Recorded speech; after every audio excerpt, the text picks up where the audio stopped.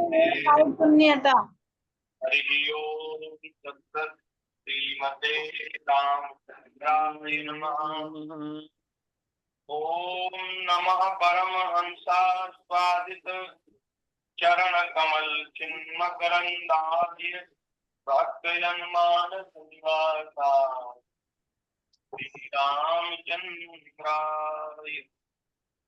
कृष्णाय वासुदेवाय हरे परमात्मने प्रणतक्लेशनाशाय गोविन्दाय नमो नमः। सीतानाथसमारम्भां श्रीरामानन्दादिमध्यमाम् वन्दे गुरुपरम्पराम्। गुरुर्ब्रह्मा गुरुर्विष्णु गुरुर्देवो महेश्वरः तस्मै परब्रह्म तस्मै श्री गुरुवे नमः। नारद पराशर पुंडरीक व्यासाम्बरीष कुशौनक भीष्मदाल्व्याम् रुक्माङ्गदार्जुन वसिष्ठविभीषणानि पुण्यानि मां परं नमामि। चार जुवन में भक्त जे जिनके पद की धूलि सर्व सुख राखियो मेरी जीवन मूरी। भक्त भक्ति भगवंतु चतुर्नाम बपु एक इनके बलवंशन किए नाशे विघ्न अनेक। श्री राम जय राम जय जय श्री राम राम जय राम जय जय राम।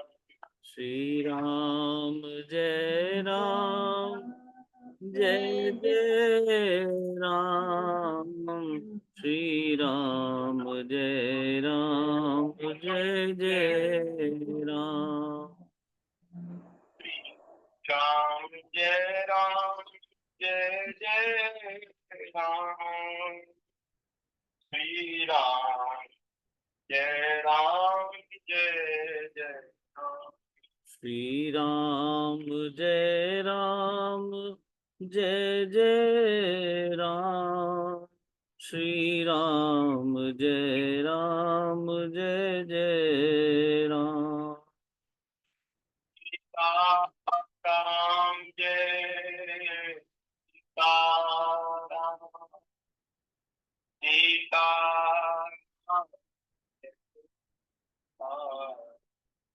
सीताराम जय सीताराम सीताराम जय सीताराम। राधे श्याम जय राम राधे श्याम जय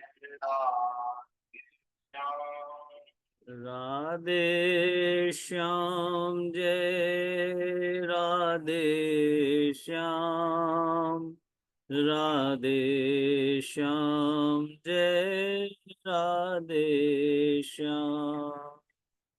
जय जय श्याम जय जय श्याम जय जय वृंदावन। जय जय श्यामा जय जय श्याम जय जय श्री वृंदावन धाम। जय राम जय जय राम। श्री राम जय राम जय जय राम। श्री राम जय राम जय जय राम। श्री राम जय जय राम। बोलिए सीतारामचंद्र भगवान की जय। श्री वृंदावन बिहारी लाल की जय। श्री राधा कृष्ण भगवान की जय। भागवत महापुराण की जय। श्री सुखदेव जी महाराज की जय। श्री व्यास भगवान की जय। सब संतन की जय। श्री सद्गुरुदेव भगवान की जय। जगत जननी पूज्या गौ माता की जय। जय जय श्री राधे श्याम। महादेव की जय।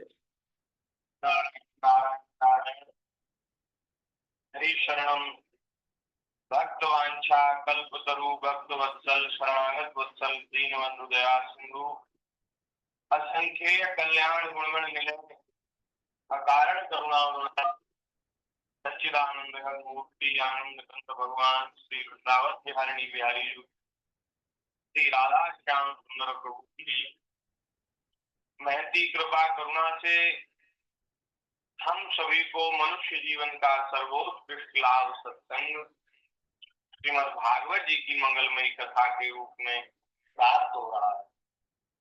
भगवान की बड़ी कृपा है।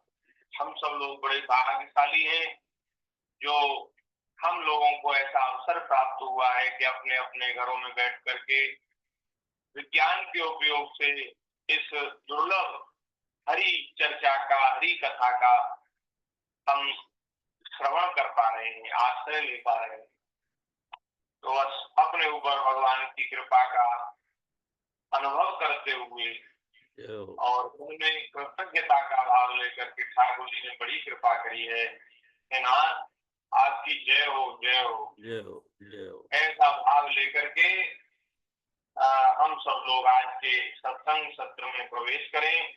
श्रीमद् भागवत जी में दसम स्कंद में आज हम लोग 42वें अध्याय की चर्चा करने के लिए यहाँ प्रस्तुत हुए हैं। 42वें अध्याय का विषय है उपजा के ऊपर कृपा और धनुष भंग और कंस की घबराहट। तो ये सब चर्चा आज भगवान की दया से करनी है। श्री सुखदेव जी महाराज बोले अथ ब्रजन राजपथेन माधव श्रियं गृहीतांग विलेप भाजनाम विलोक्य कुब्जाम युवतीं वराननाम प्रक्षयान्तिं प्रहसन्द सप्रदा। हे परीक्षित, कल आप लोगों ने श्रवण किया कि सुदामा नाम का एक माली जो भगवान का बड़ा भक्त है, उसके घर प्रभु पधारे। उसने भगवान का स्वागत किया, सत्कार किया। अच्छा देखो, माली है, गरीब है, उस गरीब के ऊपर, वो गरीब की झोपड़ी में महाराज कैसी कृपा ठाकुर जी करते हैं। भगवान के यहाँ अमीर गरीब का भेद नहीं है, बड़े छोटे का भेद नहीं है, कोई ऊंचे नीचे का भेद नहीं है कि ये श्रेष्ठ कुल में जन्म हुआ है, ये ब्राह्मण है, अथवा ये नीच कुल में जन्म हुआ है, ये शूद्र है। ऐसा भेद भी भगवान क्या नहीं। माली शूद्र जाति का होता है जी। उस माली के यहाँ जाकर के भगवान, उस गरीब के यहाँ जाकर के भगवान ने उसके ऊपर कृपा करी। जो अपने धन के, अपने वर्ण के, अपने बड़प्पन के अभिमान में रहे आए, उनके यहाँ ठाकुर जी ना पधारे, न पहले पधारे और न अब पधारे। श्री कृष्ण में भी नहीं पधारे। और पहले जब श्री राम अवतार लिया था तो बड़े बड़े ऋषि मुनि महात्मा बनने सोचते थे कि प्रभु हमारे यहाँ आएंगे। राम जी जब वनवास हो गए तो सब सोचते थे कि राम जी हमारे यहाँ आएंगे, हमारे यहाँ। किसी के यहाँ नहीं गए। सबरी सोचती थी कि क्या प्रभु मेरे ऊपर भी कृपा करेंगे। मैं तो इस योग्य नहीं हूँ, मैं तो इस योग्य नहीं हूँ। मैं कैसे ठाकुर जी का आतिथ्य करूंगी, क्या स्वागत करूंगी, मेरे पास है ही क्या। लेकिन गुरु जी कह गए हैं कि तुम्हें तुम्हारी कुटिया पर राम आएंगे। तो गुरु जी की आज्ञा है, तो गुरु जी की बात है, तो उस पर तो विश्वास होता है। लेकिन मुझे अपनी ओर देखकर मैं हार जाती हूँ। कैसे प्रभु मेरे यहाँ आएंगे, मुझमें कोई तो गुण नहीं है। भैया ये जो विनम्रता है ना, कि मेरे जैसे के ऊपर कैसे कृपा होगी, मेरे भीतर तो कोई गुण नहीं। तो ये जो भाव है यही भगवान की प्राप्ति कराता है, यही ठाकुर जी की कृपा बरसाता है। तो राम जी ऋषि मुनि महात्माओं के यहाँ नहीं गए, सबरी माता के यहाँ पहुंच गए। सबरी तो भाव विह्वल हो गई, रोने लग गई। नेत्रों के जल से ठाकुर जी के चरणों को धो दिया और प्रभु वो कहने लगी, प्रभु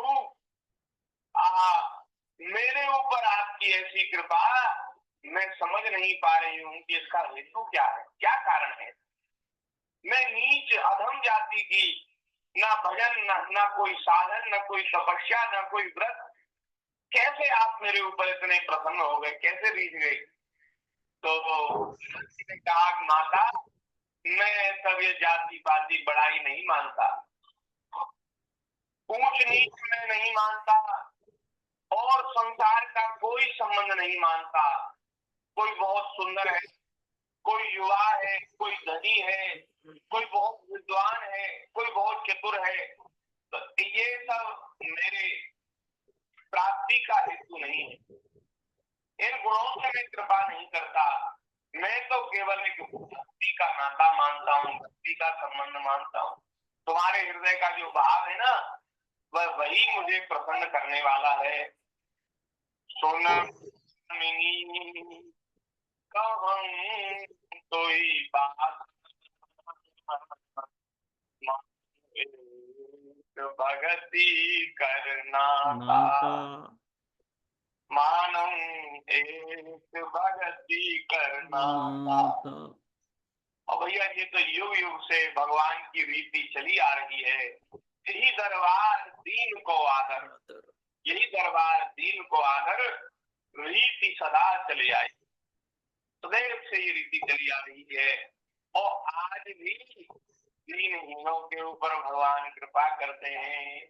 आज भी तो कोई अपने मन में ये न माने कि हम तो ऐसे हैं, हम तो ऐसे, हमारे ऊपर कैसे कृपा होगी, हमको तो वंचित कर दिया, हमको तो वेद से बाहर कर दिया, लोक से बाहर कर दिया, हमारे ऊपर कैसे कृपा होगी। तो भैया अब क्या करें, लोग सत्संग नहीं करते, कथा नहीं सुनते, भगवान की भक्ति में उनका भाव नहीं है, प्रेम नहीं है, इसलिए बेचारे अपने मन में सोचते हम तो शोषित हैं, हम तो वंचित हैं, और हमारे साथ तो बड़ा अन्याय हुआ है। नहीं तो महाराज उसको नई बात कही है कि ब्राह्मण को भगवान की प्राप्ति में कठिनाई है, लेकिन जो नीच जाति में जिसका जन्म हुआ है उसको भगवान की प्राप्ति बड़ी सहजता से हो सकती है। ऐसी बात महापुरुषों ने कही है। ये व्यास जी का वाक्य, व्यास भगवान जिन्होंने सब पुराण लिखे, ग्रंथ लिखे, वे कह रहे हैं। तो बोले भाई ऐसा आप कैसे कह रहे हैं, ब्राह्मणों को क्यों कठिन है। तो उन्होंने कहा कि ब्राह्मण अपनी जाति का अभिमान नहीं छोड़ पाता।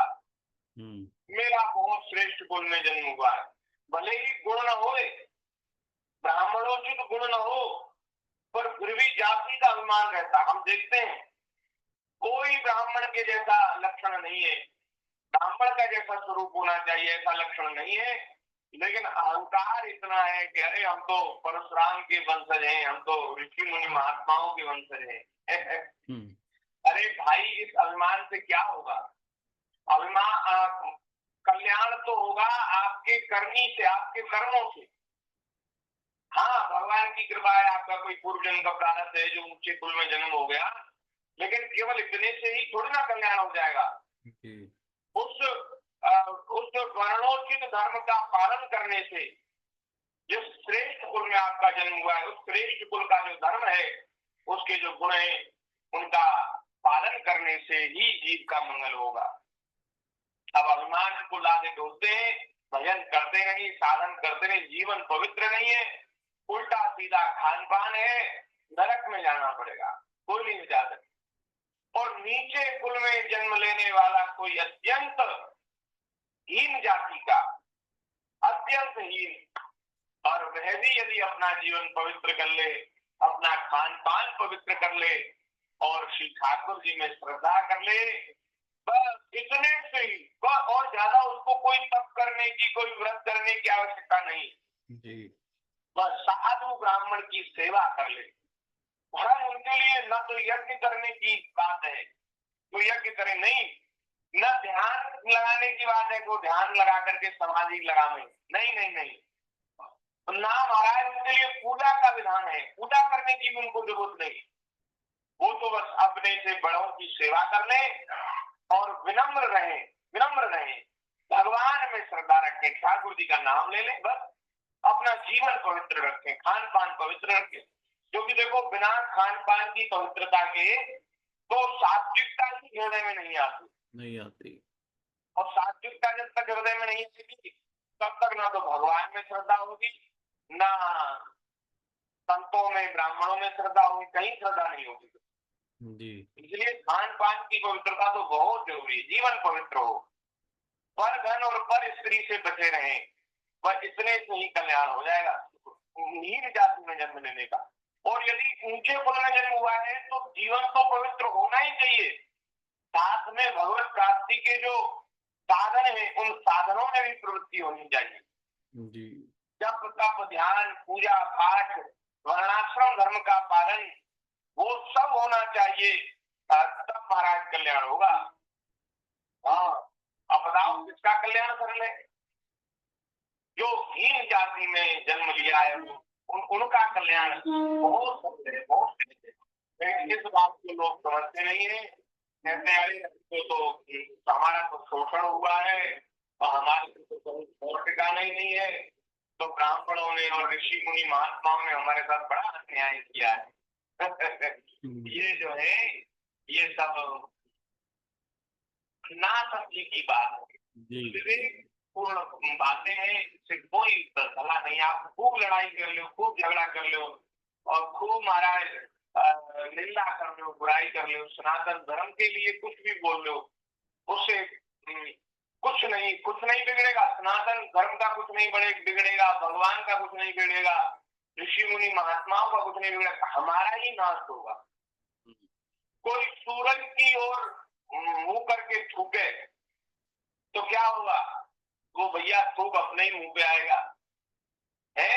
इसी प्रकार जो कोई भगवान को उल्टा सीधा कहे, ऋषि मुनि महात्माओं को उल्टा सीधा, वो सब हमारे ही ऊपर आएगा। हम देखो, हम भगवान की जय बोलते हैं, श्री रामचंद्र भगवान की जय, श्री कृष्णचंद्र भगवान की जय, तो जय बोलने से क्या भगवान के हारे हुए हैं तो ठाकुर जी की जय हो जाएगी?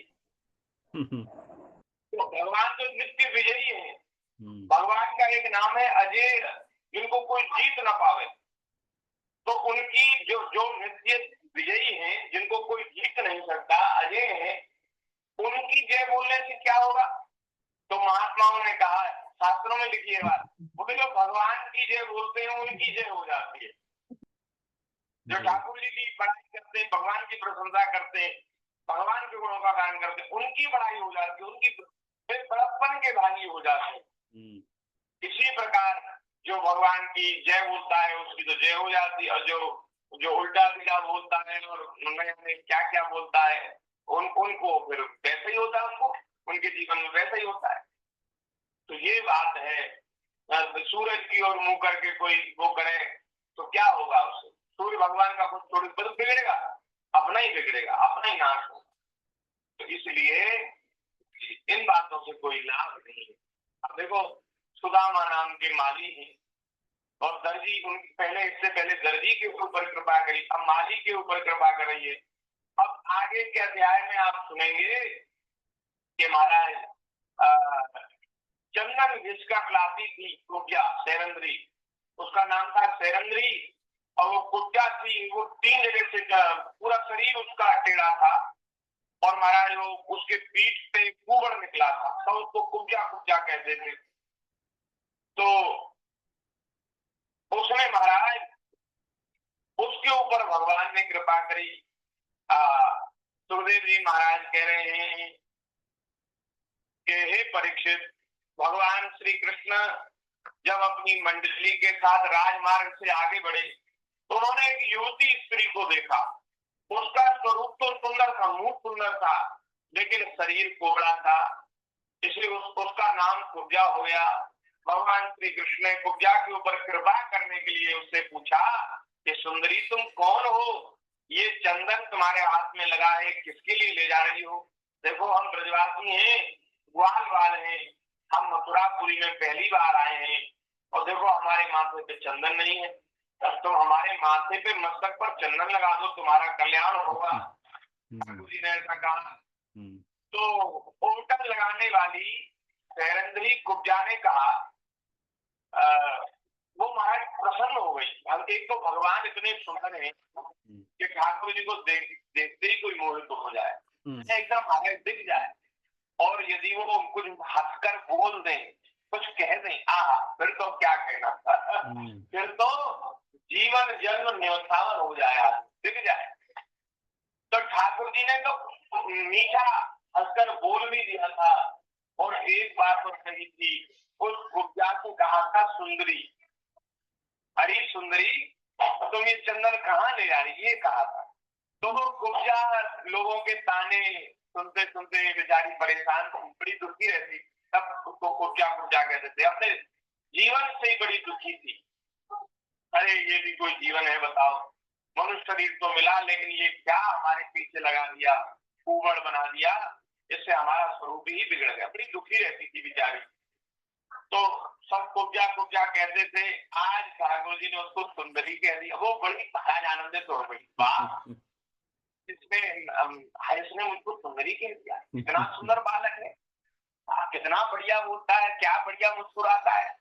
वो महाराज बड़ी प्रसन्न हुई, और वो भी आनंद में भर करके ठाकुर जी से बोली, वो बोली कि हे श्याम सुंदर, मैं कंस की दासी हूँ, महाराज मुझे बहुत मानते हैं, मेरे ऊपर बड़ी कृपा करते हैं, मेरा नाम त्रिवक्रा है, मैं 3 जगह से टेढ़ी हूँ, इसलिए मेरा नाम त्रिवक्रा पड़ गया है, और लोग मुझको कुब्जा कुब्जा कहते हैं, और मैं ये चंदन जो है बढ़िया सुंदर सुगंधित चंदन घिस करके लाती हूँ, तो महाराज के लिए ले जाती हूँ ये चंदन, और महाराज को बहुत प्रिय है ये चंदन।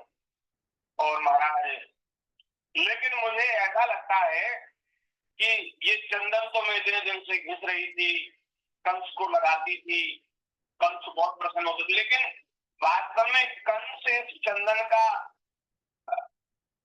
उत्तम पात्र नहीं था, उत्तम पात्र तो आप हैं। आज आप इतने सुंदर मुझको मिले हैं, मुझे लगता है कि आज मेरा चंदन लगाना सार्थक हो गया, चंदन घिसना लगाना सार्थक हो गया। आपसे ज्यादा उत्तम पात्र चंदन का कोई नहीं है, इसलिए जरूर मैं आपके माथे पर चंदन लगाए देती हूँ। सुखदेव जी महाराज कहते हैं कि भगवान के सौंदर्य, सुकुमारता, रसिकता, मंदहास्य, प्रेमालाप और चारु चितवन से महाराज कुब्जा का मन हाथ से निकल गया, ठाकुर जी के ऊपर मोहित हो गए, और उसने अपना हृदय भगवान के ऊपर न्यौछावर कर दिया। उसने दोनों भाइयों को वह सुंदर और गाढ़ा अंगराग दे दिया।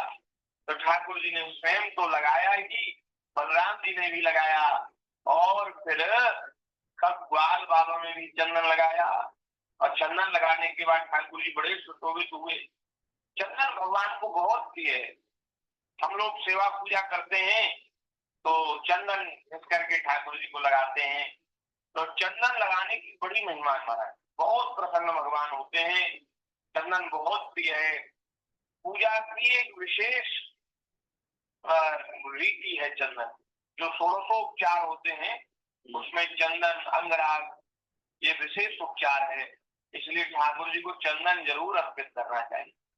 और चंदन भी महाराज आजकल बाजार में तो मिलावटी ये युग है, मिलावटी चंदन आते हैं, यानी क्या क्या रंग मिला करके उसमें पाउडर में वो बेचे जाते हैं। अगर ये तो ठीक नहीं है, तो चंदन की लकड़ी यदि मिल जाए तो उसको घिस करके उसमें कुछ केसर डाल करके और गर्मी के दिनों में कुछ कपूर डाल करके और उसको घिसा जाए तो बहुत बढ़िया चंदन तैयार होता है। और उसमें एक और काम किया जाए तो बहुत उत्तम है, तुलसी की सूखी डंडी अच्छा और उस चंदन के साथ घिस ली जाए, क्या कहना? तो महाराज वो ठाकुर जी की विशेष प्रसन्नता का वो बन जाता है हेतु। तुलसी तो बहुत भगवान को प्रिय है। जब चंदन में तुलसी मिश्रित हो जाती है तो ऐसा वर्णन है कि महाराज 100 वर्षों के लिए भगवान तृप्त हो जाते हैं। जैसे एक बार चंदन लगाने की जो महिमा है उससे 100 गुना फल ज्यादा, 100 गुना फल ज्यादा तुलसी का चंदन साथ में घिस करके, तुलसी घिस करके चंदन उसको लगाने से होता है। तो जब चंदन उसने दिया, बढ़िया चंदन, तो ठाकुर जी प्रसन्न हो गए और उन्होंने अपने दर्शन का प्रत्यक्ष फल दिखलाने के लिए 3 जगह से टेढ़ी किंतु सुंदर मुखवाली कुटिया को सीधी करने का विचार किया। बोलिए भक्तवत्सल भगवान की जय। और जैसे ही भगवान ने विचार किया तो भगवान ने अपने चरणों से कुटिया के पैर के दोनों पंजे दबा दिए और हाथ ऊंचा करके 2 उंगलियां उसकी ठोड़ी के नीचे लगाई, ठोड़ी में लगाई और एक हल्का सा झटका अपनी उंगली से उसको दे दिया शरीर में। तो जैसे ही वो महाराज उस ठाकुर जी ने उठकाया उसको, तो ही वो महाराज सीधी हो गई, 3 जगह से टेढ़ी कुटिया सीधी हो गई और उसके जो शरीर का जो कुबड़ था वो भी गायब हो गया और उचकाते ही उसके सारे अंग सीधे समान हो गए। अब तो महाराज वो ऐसी सुंदर युवती बन गई कि तो क्या कहना, उसका स्वरूप बड़ा सुंदर हो गया, भगवान के स्पर्श से वे बड़ी सुंदर हो गई। उसी क्षण कुब्जा रूप गुण उदारता से संपन्न हो गई और उसके हृदय में भगवान की सेवा की कामना उठी। उसने उनके दुपट्टे का छोर पकड़ लिया और कहा कि हे प्राण प्यारे, जीवन सर्वस्व, अब आप मुझे छोड़कर के मत जाइए। एक तो आप इतने सुंदर, इतना बढ़िया बोलते हैं, इतना बढ़िया हंसते हैं, और फिर आपने जो कर्तव्य किया है इसको तो क्या कहना। बोले महाराज मैं तो बिक गई आपके ऊपर। वो बोली अब आप मुझे छोड़कर कहीं नहीं जाइए, मुझे अपना लीजिए, मुझे अपने चरणों की दासी बना लीजिए, मेरे घर चलिए, मुझे आपकी सेवा का अवसर दीजिए। तो ठाकुर जी बोले कि हाँ देवी, हम जरूर तुम्हारे यहाँ आएंगे, लेकिन अभी तो हमें और दूसरा काम है मथुरा में, तो उससे उस कार्य को करके और फिर हम तुम्हारे घर आएंगे। तो इस प्रकार से मीठी मीठी बातें करके भगवान श्री कृष्ण ने उसे विदा कर दिया। जब वे बाजार में पहुंचे तो व्यापारियों ने, बाजार में जो दुकानदार हैं, उन दुकानदारों ने भी भगवान का आदर किया। किसी ने फल अर्पित किया, किसी ने मिष्ठान अर्पित किया, किसी ने फूलों का हार, किसी ने पान, किसी ने चंदन, किसी ने तरह तरह की भेंट उपहारों से भगवान का पूजन किया। उनके दर्शन मात्र से हृदय, स्त्रियों के हृदय में प्रेम का आवेग जब उठता था, यहाँ तक कि उन्हें अपने शरीर की सुध नहीं रहती थी। इस प्रकार से ठाकुर जी मथुरापुरी में विचरण कर रहे हैं। इसके बाद भगवान श्री कृष्ण जहाँ धनुष यज्ञ का स्थान बनाया हुआ था रंगशाला, वहां रंगशाला में पहुंचे और वहां उन्होंने इंद्रधनुष के समान एक अद्भुत धनुष देखा। उस धनुष में बहुत सा धन लगाया गया था, अनेक बहुमूल्य अलंकारों से सजाया गया था, उसकी खूब पूजा की हुई थी। जैसे ही भगवान ने देखा तो रक्षकों के रोकने पर भी उस धनुष को भगवान ने उठा लिया। धनुष बहुत भारी था और भगवान तो देखने में तो ऐसे ही लगते जैसे छोटे बालक 10-11-12 साल के होते। तो एक छोटे से बालक ने धनुष को उठा लिया। रक्षकों को बड़ा आश्चर्य हुआ और केवल उठाया ही नहीं महाराज, उस धनुष को बाएं हाथ से उठा करके उस पर डोरी चढ़ाई और ऐसी जोर से खींचा कि वो बीचा बीच से उसके 2 टुकड़े हो गए। जैसे कोई बलवान मत वाला हाथी खेल खेल में ईख को गन्ने को तोड़ देता है, ऐसे ही ठाकुर जी ने धनुष को तोड़ दिया। जब धनुष टूटा तो उसके शब्द से आकाश, पृथ्वी और दिशाएं भर गई। इसे सुनकर कंस भी भयभीत हो गया।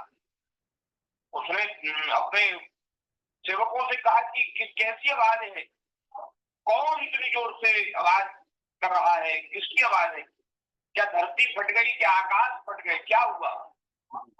तो महाराज फिर किसी ने आकर के खबर दी कि अरे 2 बालक आए हैं वृंदावन से, उन्होंने धनुष को तोड़ दिया। ओहो, उसको पता कर गया कि कृष्ण बलराम आ गए। खबर तो थी ही उसको अक्रूर जी को, अक्रूर जी ने उसको बता दिया था। अब तो महाराज भयभीत हो गया। अब यहाँ जहाँ धनुष तोड़ा गया था वहां धनुष के रक्षकों ने ठाकुर जी को घेर लिया। बहुत बिगड़ गए वो, कह रहे बताओ ये धनुष यहाँ पूजा के लिए रखा गया था और यहाँ इन्होंने तोड़ दिया, पकड़ लो बांध लो, जाने ना पावे, ऐसा भी चिल्लाने लगी। तो फिर क्या था महाराज, उन रक्षकों के साथ, उन सेवकों के साथ, सिपाहियों के साथ भगवान और बलराम जी का युद्ध हुआ और वो धनुष के टुकड़ा, एक टुकड़ा तो ठाकुर जी ने ले लिया और एक टुकड़ा बलराम जी ने ले लिया। खूब महाराज की पिटाई कर दी अच्छी तरह से, भागे वो सब अपने प्राण बचा करके। अच्छा। वो सब और धनुष के टुकड़ों को, धनुष खंडों को ठाकुर जी ने फेंक दिया और यज्ञशाला से बाहर आ गए। मथुरापुरी की शोभा को देखते हुए विचरण करने लगे।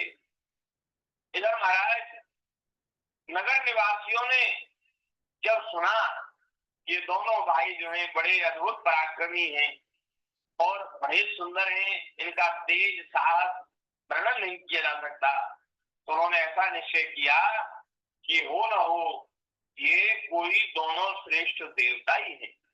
ये मनुष्य जैसे लगते ही नहीं है, इतने स्वरूपवान है, इतने तेज संपन्न है, ऐसा लगता है कि कोई देवता ही करके आए। इस प्रकार भगवान श्री कृष्ण और बलराम पूरी स्वतंत्रता से मथुरापुरी में विचरण करने लगे। जब सूर्यास्त हो गया तब दोनों भाई ग्वाल वालों से घिरे हुए नगर से बाहर अपने डेरे पर जहाँ छकड़े से लौट आए।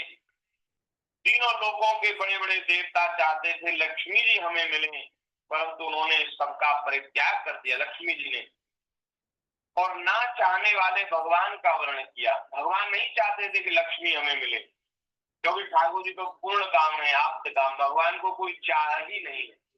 लेकिन लक्ष्मी जी ने भगवान का वर्णन किया और उन्हीं को सदा के लिए अपना निवास स्थान बना लिया। मथुरावासी उन्हीं पुरुष भूषण भगवान श्री कृष्ण के अंग अंग का सौंदर्य देख रहे। जो लक्ष्मी जी के पति हैं, लक्ष्मी जी जिनको अपना प्राण जीवन धन सर्वस्व मानते। लक्ष्मी जी कौन है? सौंदर्य की देवी है, शोभा की देवी है लक्ष्मी जी।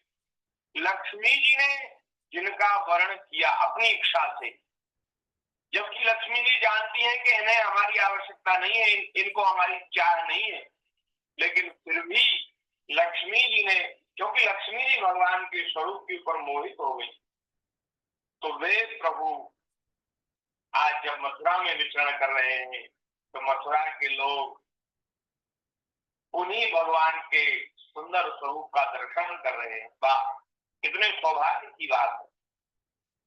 ब्रज में भगवान की यात्रा के समय गोपियों ने विरहातुर होकर मथुरा वासियों के संबंध में जो जो बातें कही थी वे सब यहाँ अक्षरशः सत्य हुई। सचमुच में सब लोग परमानंद में मग्न हो गए।